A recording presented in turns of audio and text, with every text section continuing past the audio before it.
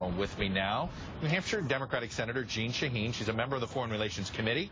She's also conducting some bilateral meetings herself at the summit here in Chicago, and she joins me. Senator Shaheen, nice to see you. Good morning. Nice to be here. We've got a nice temperature here. Perfect. A little cooler today. A little cooler and overcast. All this focus on Afghanistan.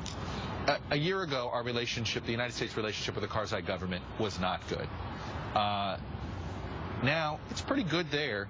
The relationship with Pakistan is a mess, and there's an argument to be made that the whole reason why we doubled down on protecting Afghanistan is because of concerns about Pakistan. Where are we with the Pakistani relationship? Listen, it's in Pakistan's interest ultimately to be cooperative in this effort, and we're continuing to negotiate on reopening those supply lines. Cost is a concern. We want to make sure that we can do it in a way that's affordable for us and still in the interest of the Pakistanis. But this is a very important country. It's critical to the future stability in Afghanistan, and it's a nuclear-armed country, so it's important for us to keep these lines of communication open. What's the bigger national security risk? Al-Qaeda getting a safe haven in Afghanistan, or an unstable Pakistan with nuclear weapons? Well, I know, that's a tough choice to make, yeah, but no, I mean, isn't an unstable Pakistan worse?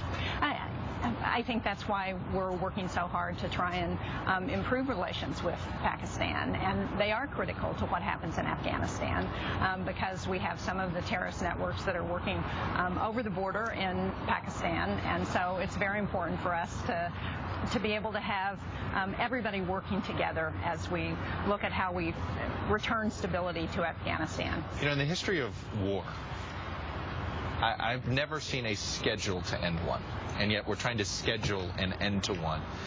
That sort of tells you, by trying to schedule an end, it means there's no real victory. It's just an attempt not to lose. Is that a fair way to describe it?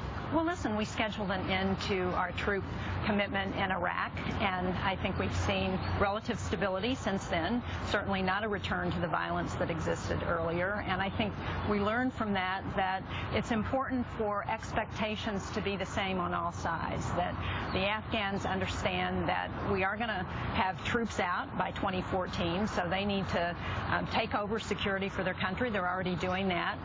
By 2013, about 3/4 of the country will have been turned over to the Afghan troops to maintain security, and they have stepped up. I was there last August with Carl Levin, who's the chair of the Senate Armed Services Committee, and we were impressed with the extent to which the Afghans have taken over in certain parts of the country. Now, there's still a lot more work to be done. There's still a lot of work to be done to address corruption and the governance